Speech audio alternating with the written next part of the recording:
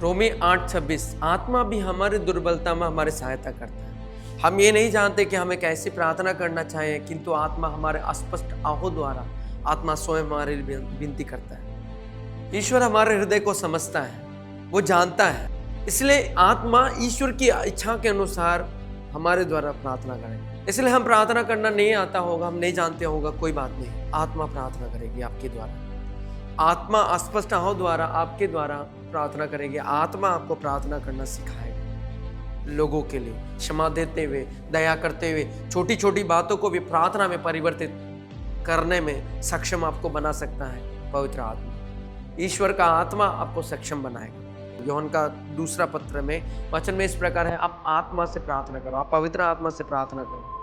इसलिए पवित्र आत्मा आपको प्रार्थना करना सिखाएगा। प्रार्थना का उद्देश्य, प्रार्थना का मतलब आपको सब कुछ समझाएगा। प्रार्थना का क्या कार्य है, प्रार्थना क्यों करना, किसके लिए करना, ये सब आपको समय समय पर ये आत्मा आपको प्रेरित करेगा। क्योंकि वो प्रार्थना का आत्मा है, वो प्रार्थना का आग लेकर आता है, वो प्रार्थना में निवास करता है। प्रार्थना द्वारा वो आत्मा प्रार्थना हमें प्रार्थना करवा के हमारे तन मन आत्मा को ईश्वरीय इच्छाओं में बदल देता है। आत्मा का कार्य प्रार्थना करवा के ईश्वर की इच्छा को जानने के लिए हमें उत्साह प्रदान कर दिलवाता है ये आत्मा।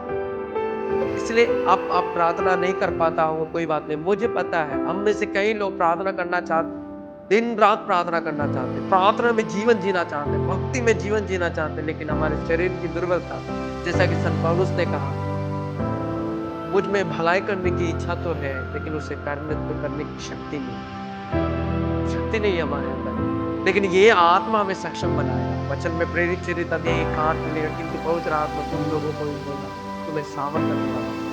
ये आत्मा आपको सहायता करेगा, सामर्थ्य देगा। आप आत्मा से प्रार्थना करें, वो पवित्र आत्मा हमारी सहायता करेगा, प्रार्थना करने की मदद करेगा। वो आत्मा को बोलना है प्रभु प्रार्थना। जब वो प्रार्थना करना सिखाता है, एक अनुभव बन जाता है। प्रार्थना नहीं रह जाती, उस समय एक अनुभव बन जाता है। वो प्रार्थना नहीं रह जाता, वहां पे एक परिवर्तन, बदलाव हो जाता है। वो एक प्रार्थना नहीं बन जाता, वहां पे ये प्रार्थना स्वर्ग का दर्शन करवा। वहां पे ये प्रार्थना नहीं रह जाती, वहां पे यहाँ उस प्रार्थना में ईश्वर की महिमा झलक। आप चिंता ना करें, आत्मा आपको सिखाएगा प्रार्थना करने के लिए, आत्मा आपको सक्षम बनाएगा। बस आप आत्मा से प्रार्थना करना कि मुझे प्रार्थना करना सिखाओ।